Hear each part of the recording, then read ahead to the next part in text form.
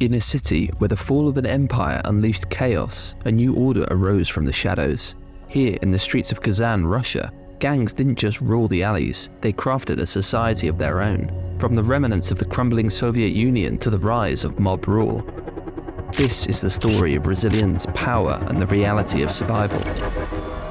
This is Damage Control's report on the Kazan Phenomena. Western audiences are probably unfamiliar with a best-selling non-fiction Russian book which spawned a TV series titled The Boy's Word, a viral gang drama that depicts a high-crime period between the 1970s and late 90s. It exploded interest in a sociological incident dubbed the Kazan Phenomena, referring to a unique development and integration of street gangs in Kazan, Russia, post-Soviet Union collapse. This phenomenon was first titled in the early 2000s after drawing significant academic and media attention to the city's distinctive gang dynamics and their impact on community life. Потому что после последних уроков школа почти пустая, и не полная свобода действия. В самой школе прям бьют? Да, в самой школе. А на улице? На улице, и на улице тоже, если уж поймают там. While the rise of gangs and the Russian mafia was a national phenomena during the later part of the Soviet Union's dissolution, the Kazan gangs were in a league of their own. Described as untouchable because of the distances from larger bodies of authority, these gangs evolved to fill societal and governance vacuums, influencing local security, economic, and community life. Situated at the heart of Tatarstan, Kazan is a historic city where over 1.2 million people live at the intersection of Tatar and Russian cultures. As the Soviet Union crumbled, Kazan, along with the rest of Russia, plunged into an era of profound economic despair.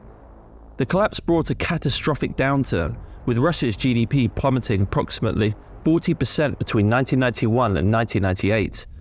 The once robust industrial sector halved. Unemployment soared to over 13%, and hyperinflation, reaching an annual peak of over 800% in 1992, decimated the life savings of countless citizens. The promises of stability and employment that had underpinned Soviet life dissolved, leaving nearly 40% of the population languishing below the poverty line by the mid-90s. From the late 1970s until the early 2000s, an astonishing 1/3 of Kazan's youth found solace, identity, and power within the ranks of these emerging gangs. The allure of gang life transcended social classes, drawing in not only the working class youth and traditional hooligans, but also children from intelligentsia families. Entire neighborhoods, as recounted by former residents, were cleaved into territories governed by rival gangs, each with its own codes, rituals, and norms. However, the rise of gangs in Kazan was not merely a story of social fragmentation. It was also a narrative steeped in violence and exploitation, marking this period of one of extreme cruelty. The rampant occurrence of murder and other forms of aggression instilled a pervasive atmosphere of fear, leaving deep psychological scars on the community. The phenomenon also stirred political controversy, with the region's elites lamenting the damage to Tatarstan's image. The Russian show was even denied access to shoot in the city where the story takes place. The Kazan phenomenon, as it came to be known, was the problem birthed in the city's economic and social underbelly. Slums like Teplo Control became hotbeds for gang recruitment and activity. The struggle for dominance in public spaces, where success often hinged on one's capacity for violence, forced many young men to align themselves with gangs, seeking protection and opportunity in an increasingly insecure world. The hierarchy structure of Kazan's gangs, particularly exemplified by the notorious Deadliest, showcased an organized system of ranks that dictated every aspect of gang life, from recruitment to the execution of criminal activities. At the very bottom were the husks, aged between 9 and 13 years old. They engaged in petty robberies and were essentially children being groomed for gang life. Next came the supers, aged between 14 and 16 years. Their duties included burglaries, car thefts, and patrol work. But at the apex of the Deadliest gang stood the grandfather or king, aged between 30 and 35 years. They orchestrated their dominion on a cohort of elders aged between 20 and 30 years old and young ones 17 to 19 years old. As gang members aged within the Deadliest structure, their criminal involvement escalated to more heinous offences, highlighting a grim progression of criminality within its merciless hierarchy. A stark divide dictated the rules of survival. You were either with a gang or you were against them, protected or vulnerable. The term shushpan labeled you just that, an outsider. It was a grueling sentence for those outside the gang's protective circle, marking them as targets for robberies, beatings, and worse. In the Wild West period of Russian capitalist development, businesses and citizens alike were powerless against the violent onslaught of gang territorial battles, with the police often too ineffective or corrupt to provide any semblance of protection. Deadliest emerged as a formidable force in the 1970s, boasting around 200 members. They didn't see themselves as mere thugs, but as champions of social justice, fighting against the black market's unearned wealth in line with Soviet ideals. By the 1980s, Kazan was a mosaic of 90 gangs, some with memberships in the hundreds. Survival on these streets was a common theme.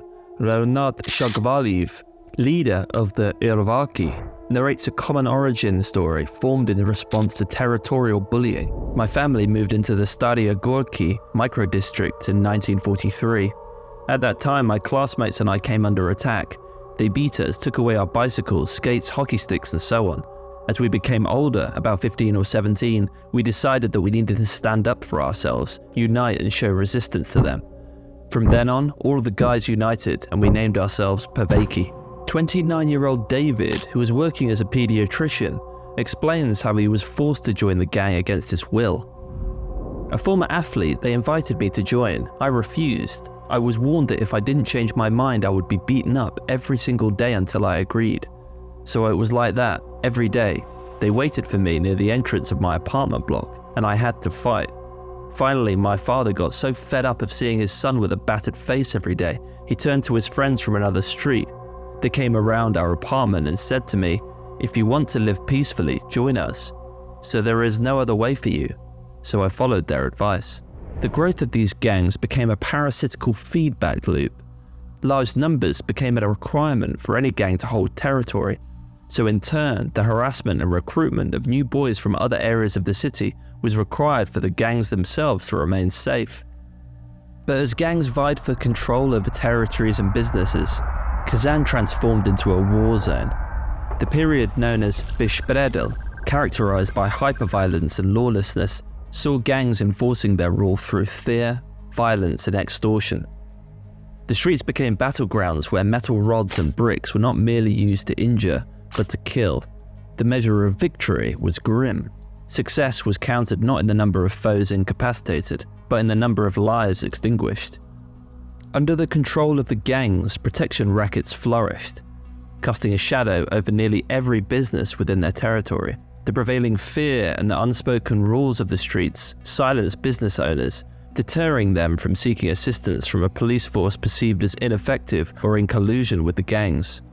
These gangs didn't just demand protection money, they aggressively targeted businesses protected by rivals. They forcefully entered offices, wrecked equipment, and attacked staff, aiming not just to vandalize, but to strategically weaken the influence and reputation of their adversaries. This showcased their strength to both safeguard their interests and penalize those under rival protection. Moreover, gangs imposed a regime of fear on traders and new entrepreneurs, insisting on immediate payments without guaranteeing security against subsequent threats. Those who resisted were met with brutal consequences, including imprisonment, torture, or even death threats, with some being forced to dig their own graves. Such extreme measures served as warnings or resulted in fatalities. Gang wars became a grim routine. By 1988 alone, the city witnessed 87 mass fights, a stark indicator of the turmoil that had gripped its streets. In the tumultuous 90s, the gang hierarchy was rife with power struggles and schemes to dethrone the reigning leaders. This era was marked by a high toll of casualties, including gang members, their protected businessmen, and complicit police officers. The leadership didn't hesitate to plot or carry out the demise of rivals, often outsourcing these deadly tasks to specialized hit squads, a dangerous role as these assassins frequently became targeted themselves. These hired killers, drawn from the gang's ranks and beyond, were paid meager amounts for their lethal services. Contracts worth $10,000 to $8,000 by Tatar gangs like Complex and Zilka underscored the grim reality of life's cheapness. No one was off limits in their pursuit. Children, partners, or unfortunate witnesses were all viable targets in the eyes of these ruthless operators. Within Kazan's underworld, an unwritten code seemingly wove through the fabric of gang culture, serving as an unspoken backbone for every group.